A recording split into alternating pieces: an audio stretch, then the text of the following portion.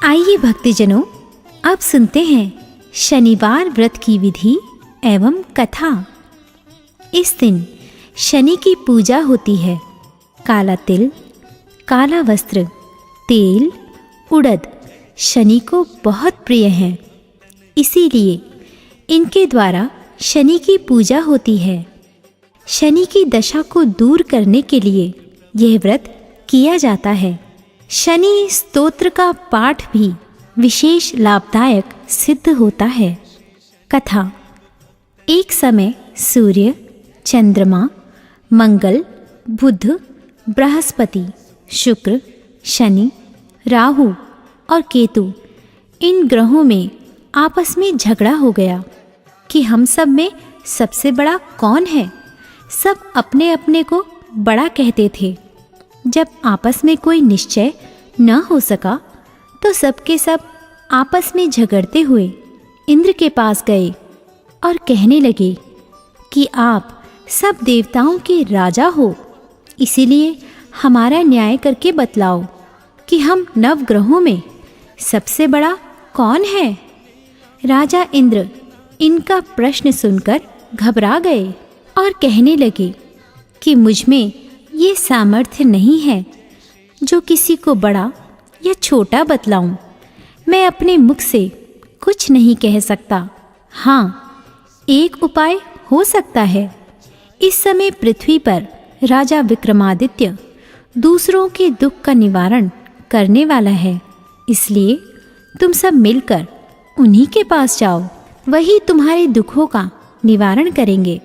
ऐसा वचन सुनकर सभी ग्रह देवता चलकर भूलोक में राजा विक्रमादित्य की सभा में जाकर उपस्थित हुए और अपना प्रश्न राजा के सामने रखा। राजा उनकी बात सुनकर बड़ी चिंता में पड़ गए कि मैं अपने मुख से किसको बड़ा और किसको छोटा बतलाऊं। जिसको छोटा बतलाऊंगा वही क्रोध करेगा। परंतु उनका झगड़ा निपटाने के लिए एक उपाय सोचा कि सोना, चांदी, कांसा, पीतल, शीशा, रांगा, जस्ता, अभ्रक और लोहा 9 धातुओं के 9 आसन बनवाए। अब आसनों को क्रम से, जैसे सोना सबसे पहले और लोहा सबसे पीछे बिछाए गए। इसके पश्चात राजा ने सब ग्रहों से कहा कि आप सब अपने अपने सिंहासनों पर बैठिए। जिसका आसन सबसे आगे है वह सबसे बड़े, और जिसका आसन सबसे पीछे है वह सबसे छोटा जानिए, क्योंकि लोहा सबसे पीछे था और वह शनिदेव का आसन था। इसीलिए शनिदेव ने समझ लिया कि राजा ने मुझको सबसे छोटा बना दिया है। इस पर शनि को बड़ा क्रोध आया और कहा कि राजा, तू मेरे पराक्रम को नहीं जानता। सूर्य एक राशि पर 1 महीना, चंद्रमा 2.25 महीना 2 दिन, मंगल 1.5 महीना, बृहस्पति 13 महीने, बुध और शुक्र 1 महीने, परंतु मैं एक राशि पर 2.5 अथवा 7.5 साल तक रहता हूँ। बड़े बड़े देवताओं को भी मैंने भीषण दुख दिया है।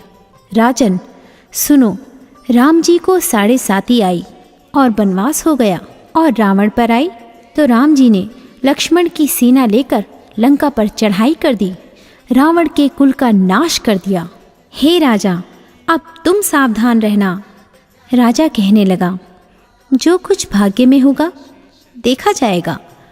उसके बाद अन्य ग्रह तो प्रसन्नता के साथ चले गए, परंतु शनिदेव बड़े क्रोध के साथ वहाँ से सिधारे।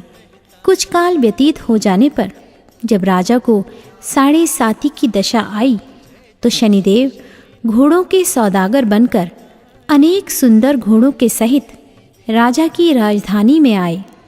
जब राजा ने सौदागर के आने की खबर सुनी तो अश्वपाल को अच्छे अच्छे घोड़े खरीदने की आज्ञा दी। अश्वपाल ऐसी अच्छी नस्ल के घोड़े देखकर और उनका मूल्य सुनकर चकित हो गया और तुरंत ही राजा को खबर दी।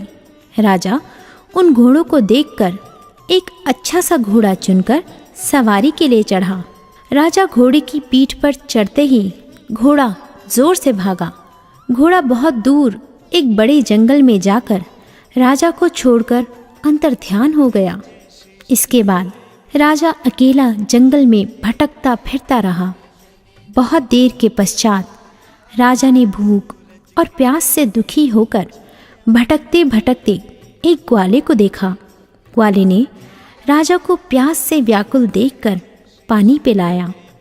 राजा की उंगली में एक अंगूठी थी, उसे निकालकर प्रसन्नता के साथ ग्वाले को दे दी और शहर की ओर चल पड़ा। राजा शहर में पहुंचकर एक सेठ की दुकान पर जाकर बैठ गया और अपने आप को उज्जैन का रहने वाला तथा अपना नाम वीका बतलाया। सेठ ने उसको कुलीन मनुष्य समझकर जल आदि पिलाया। भाग्यवश उस दिन सेठ की दुकान पर बिक्री अधिक हुई थी। तब सेठ उसको भाग्यवान पुरुष समझकर भोजन कराने के लिए अपने साथ ले गया। भोजन करते समय राजा ने आश्चर्य की बात देखी कि खूंटी पर हार लटक रहा है और वह खूंटी उस हार को निगल रही है। भोजन के पश्चात कमरे में आने पर जब सेठ को कमरे में हार न मिला तो सबने यही निश्चय किया कि सिवाय वीका के और कोई इस कमरे में नहीं आया, अतः अवश्य ही उसी ने हार चोरी किया है। परंतु वीका ने हार लेने से मना कर दिया। इस पर 5-7 आदमी इकट्ठे होकर उसको फौजदार के पास ले गए। फौजदार ने उसको राजा के सामने उपस्थित कर दिया और कहा कि ये आदमी तो भला प्रतीत होता है, चोर मालूम नहीं होता, परंतु सेठ का कहना है कि इसके सिवाय और कोई घर में आया ही नहीं, अवश्य ही इसी ने चोरी की है। तब राजा ने आज्ञा दी कि इसके हाथ पैर काटकर चौरंगिया किया जाए। राजा की आज्ञा का तुरंत पालन किया गया और वीका के हाथ पैर काट दिए गए। इस प्रकार कुछ काल व्यतीत होने पर एक तेली उसको अपने घर ले आया और कोहलू पर उसको बैठा दिया। वीका उस पर बैठा हुआ जबान से बैल हाँकता रहा। शनि की दशा समाप्त हो गई और एक रात को वर्षा ऋतु के समय वह मल्हार राग गाने लगा। उसका गाना सुनकर उस शहर के राजा की कन्या उस राग पर मोहित हो गई और दासी को खबर लाने भेजा कि शहर में कौन गा रहा है। दासी सारे शहर में फिरती फिरती क्या देखती है कि तेली के घर में चौरंगिया राग गा रहा है।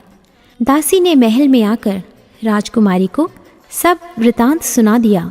बस उसी क्षण राजकुमारी ने अपने मन में यह प्रण कर लिया कि चाहे कुछ हो, मैंने इस चौरंगिया के साथ विवाह करना है। प्रातःकाल होते ही जब दासी ने राजकुमारी को जगाना चाहा तो राजकुमारी अनशन व्रत लेकर पड़ी रही। तब दासी ने रानी के पास जाकर राजकुमारी के न उठने का वृतांत कहा। रानी ने तुरंत ही वहां आकर राजकुमारी को जगाया और उसके दुख का कारण पूछा। तो राजकुमारी ने कहा कि माताजी, मैंने यह प्रण कर लिया है कि तेली के घर में जो चौरंगिया है उसी के साथ विवाह करूंगी। माता ने कहा, पगली, यह क्या बात कह रही है? तुझको किसी देश के राजा के साथ परणाया जाएगा। कन्या कहने लगी कि माताजी, मैं अपना प्रण कभी नहीं तोड़ूंगी। माता ने चिंतित होकर यह बात राजा को बताई। तब महाराज ने भी आकर यह समझाया कि मैं अभी देश देशांतर में अपने दूत भेजकर सुयोग्य, रूपवान एवं बड़े से बड़े गुणी राजकुमार के साथ तुम्हारा विवाह करूंगा। ऐसी बात तुमको कभी नहीं विचारनी चाहिए। कन्या ने कहा, पिताजी, मैं अपने प्राण त्याग दूंगी, परंतु दूसरे से विवाह नहीं करूंगी। इतना सुनकर राजा ने क्रोध से कहा, यदि तेरे भाग्य में ऐसा ही लिखा है तो जैसी तेरी इच्छा हो वैसा ही कर। राजा ने तेली को बुलाकर कहा कि तेरे घर में जो चौरंगिया है उसके साथ मैं अपनी कन्या का विवाह करना चाहता हूँ। तेली ने कहा कि ये कैसे हो सकता है? कहाँ आप हमारे राजा और कहाँ मैं एक नीच तेली। परंतु राजा ने कहा कि भाग्य लिखे को कोई नहीं टाल सकता, अपने घर जाकर विवाह की तैयारी करो। राजा ने उसी समय तोरण और वंदनवार लगवाकर अपनी राजकुमारी का विवाह चौरंगिया विक्रमादित्य के साथ कर दिया।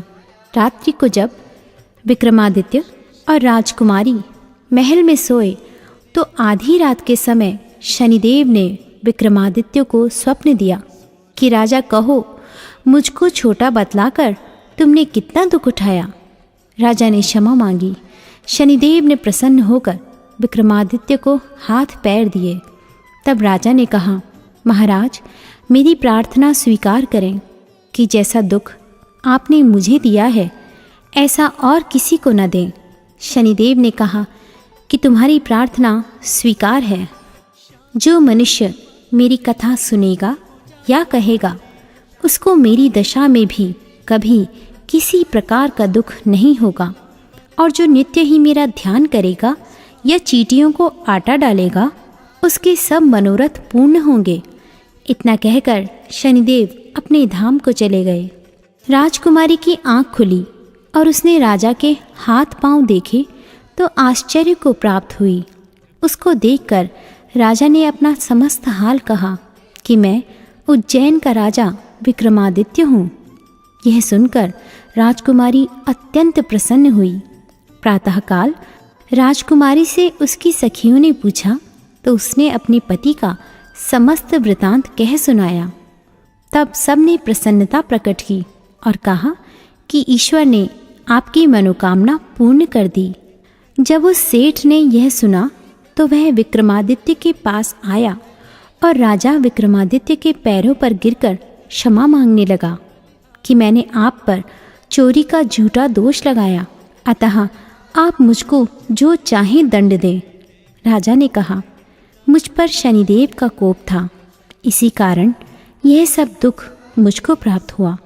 इसमें तुम्हारा कोई दोष नहीं, तुम अपने घर जाकर अपना कार्य करो। सेठ बोला कि मुझे तभी शांति होगी जब आप मेरे घर चलकर प्रीतिपूर्वक भोजन करेंगे। राजा ने कहा, जैसी आपकी मर्जी हो वैसा ही करें। सेठ ने अपने घर जाकर अनेक प्रकार के सुंदर भोजन बनवाए और राजा विक्रमादित्य को प्रीति भोज दिया। जिस समय राजा भोजन कर रहे थे, एक अत्यंत आश्चर्य की बात सबको दिखाई दी। जो खूंटी पहले हार निकल गई थी वह अब हार उगल रही है। जब भोजन समाप्त हो गया तो सेठ ने हाथ जोड़कर बहुत सी मोहरें राजा को भेंट की और कहा कि मेरे श्रीकंवर नामक एक कन्या है, उसका पाणी ग्रहण आप करें। इसके बाद सेठ ने अपनी कन्या का विवाह राजा के साथ कर दिया और बहुत सा दान दहेज आदि दिया। इस प्रकार कुछ दिनों तक वहाँ निवास करने के पश्चात विक्रमादित्य ने शहर के राजा से कहा कि अब मेरी उज्जैन जाने की इच्छा है। फिर कुछ दिन के बाद विदा लेकर राजकुमारी मनभावनी, सेठ की कन्या श्रीकंवरी तथा दोनों जगह के दहेज में प्राप्त अनेक दास, दासी, रथ और पालकियों से सहित विक्रमादित्य उज्जैन की तरफ चले। जब शहर के निकट पहुँचे और प्रवासियों ने राजा के आने का संवाद सुना तो समस्त उज्जैन की प्रजा आगवानी के लिए गई। तब बड़ी प्रसन्नता से राजा अपने महल में पधारे। सारे शहर में बड़ा भारी महोत्सव मनाया गया और रात्रि को दीपमाला की गई। दूसरे दिन राजा ने शहर में यह सूचना कराई कि शनिश्चर देवता सभी ग्रहों में सर्वोपरि हैं। मैंने उनको छोटा बतलाया, इसी से मुझको यह दुख प्राप्त हुआ। इस कारण सारे शहर में सदा शनिश्चर की पूजा और कथा होने लगी। राजा और प्रजा अनेक प्रकार के सुख भोगती रही। जो कोई शनिश्चर की इस कथा को पढ़ता या सुनता है, शनिदेव की कृपा से सब दुख दूर होते हैं। शनिवार की कथा को व्रत के दिन अवश्य पढ़ना चाहिए।